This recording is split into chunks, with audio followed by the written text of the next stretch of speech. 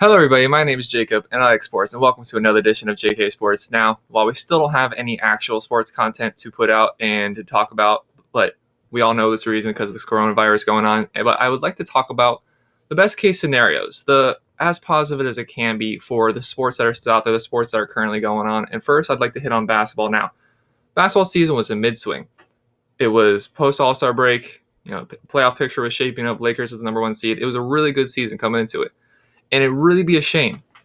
It'd really be a shame if we missed out on the rest of the season. It'd really be a shame if we missed out on a champion, if we missed out on an MVP, if we missed out on, what we would get normally. So I'm going to be positive and hope that the NBA can come back. But if it does come back, I do have some suggestions on what we can do with it. Now, the craziest suggestion, probably least likely to happen, would be a 32-team tournament.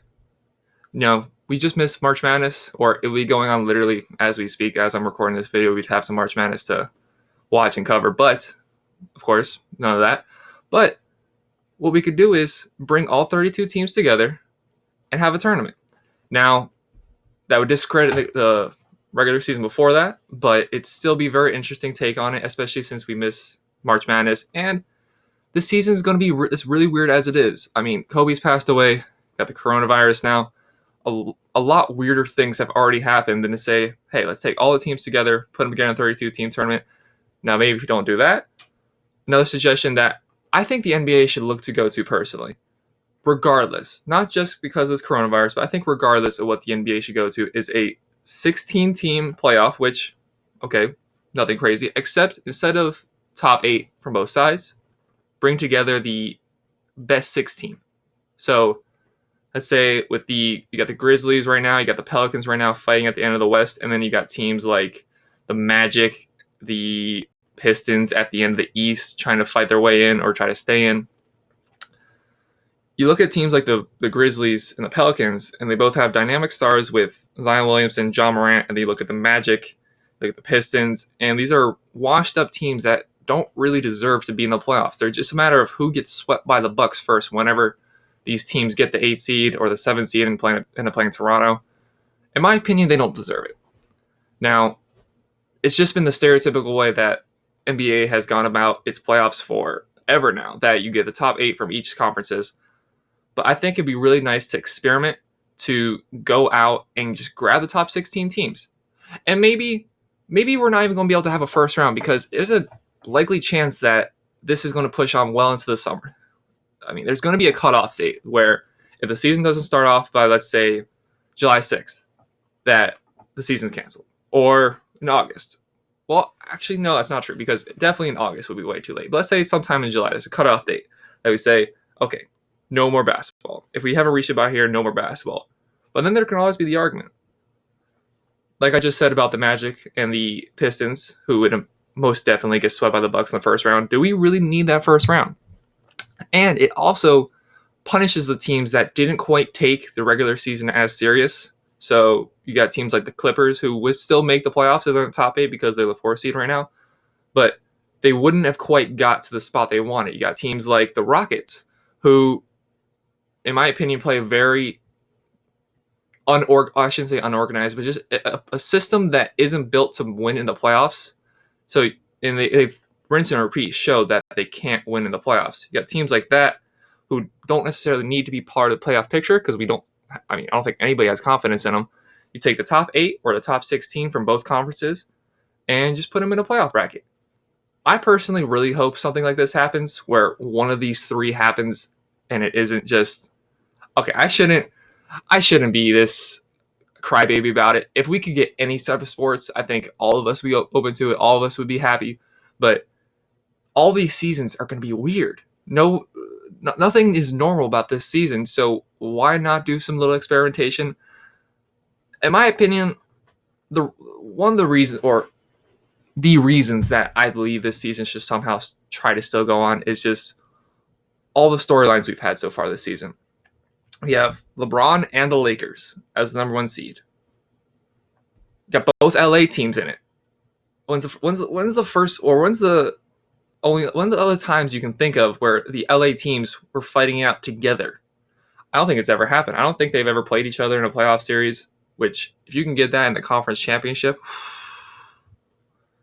that'd be a nice conference championship. And you also have, most of our favorites, the Miami Heat, put together this cast of guys that weren't expected to play that well. Well, I shouldn't say that well, that weren't expected to be playing as good as they are now. Take Jimmy Butler, someone who's been criticized his whole career, and you put him in South Beach with the mentality we have with that organization. All three of those storylines, it's why I believe the leagues try to still go on. And it's sports. Sports helps us all. Sports is what we miss. And it would definitely help us out through these hard times. Now, next sport I want to talk about is baseball. Now, except for you baseball diehards out there, i.e. Andrew and Kyle, most of us think baseball is, if not extremely boring, like a little bit boring. And it's hard to watch sometimes. You can't watch all 162 games. It's incredibly unrealistic to sit for 162 days out of the year and watch your team play. And especially if you're a Marlins fan, dude, the Marlins have sucked ever since I've been, functioning as a kid. We won the World Series in 2003, but we haven't made the playoffs since then. So to make the most out of this season, what I propose is cut the season probably in half. You go from 162 to around 80, 81 games, which, similar to how I said with the NBA, they should try to do the just top 16 teams and put them together in a playoff series. I think baseball should look to do that also. Like I just stated, 162 games is incredibly unnecessary. You can even argue that the basketball regular season play with 82 games is a little bit unnecessary as well. It kind of discounts some of the earlier to mid-season games as not important.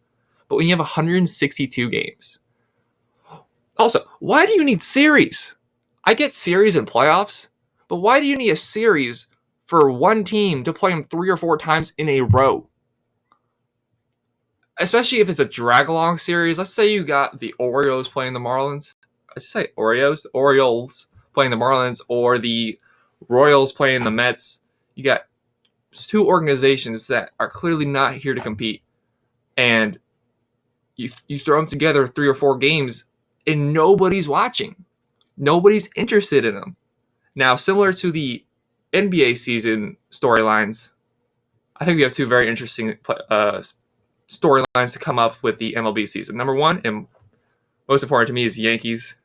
Yankees are most likely, in my opinion, even though I'm not an MLB expert before I say this, but in my opinion, the Yankees have the best shot at winning the title going into the season this year. So if it's a shortened season and then Yankees lift that trophy at the end, that's what's going to be remembered. That it's not going to be remembered how coronavirus shortened the season. If anything, once you see that happy ending, it might even give a better green light to them. Will be like, hey, okay, we need to do some change. Also, and now this is something everybody can get on board, is the Astros hate bandwagon. Now, I'm sure y'all have seen Twitter accounts going off about how much they hate the Astros, and it's funny to watch. And there's not even any baseball to play. So we can get the opportunity to still have the season, have the Yankees hopefully make the World Series for me personally, watch the Astros just hate unfold, and then, but most importantly for baseball, is to get that 82 game season, 80 game season, and experiment and try to maybe go with this from here on forward, because as we all know, MLB is struggling for views right now. The start of the season was supposed to happen last week, but it hasn't started, of course. And if that gets pushed back into, say, late July, it still gives you time for 80 some odd games before the playoffs, and especially if you stretch them off correctly, I think it can be done. Now, while I just talked about all the positives that can happen, I want to take a moment to talk about all the positives that have happened. And I think we're really blessed that we live in a time where everybody is so conscious of their social media influence and conscious of just trying to be a good person. You got people like Steph Curry, you got people like Mark Cuban, who have set out to make sure their employees have still stayed paid, make sure that everybody who needs to get taken care of gets taken care of. And I honestly don't think this would have happened at times like the 70s or the 80s, where these athletes were out there, they're in the news, but you didn't hear everything about their everyday lives. These people were just athletes for the most part, except for the stars, and they left at that. But now we are in a time where athletes are aware of what they can do, and they can aware by, pledging $500,000 to the employees of their stadium, or $200,000, or however much money they decide they want to give. It's really nice because then you see people copy and repeat that just over and over and over again. It's really beautiful to see because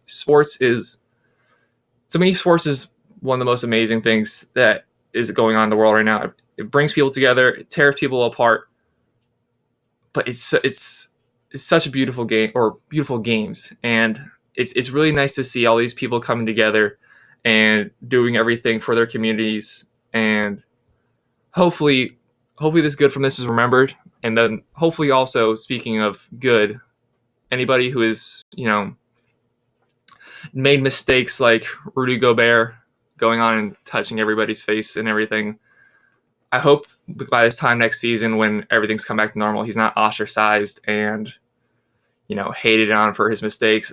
Everybody didn't know how to handle this at first, so everybody who's handled it positively, good, and anybody who was maybe a little bit ignorant in the beginning, as long as they've tried to apologize and try to make things right, then hopefully we can all come together, wrap our arms around them, and just be happy that sports is back once it finally is.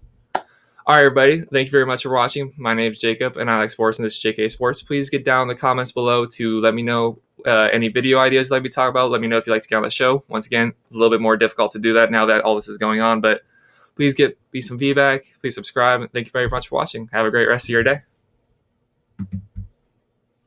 Bye!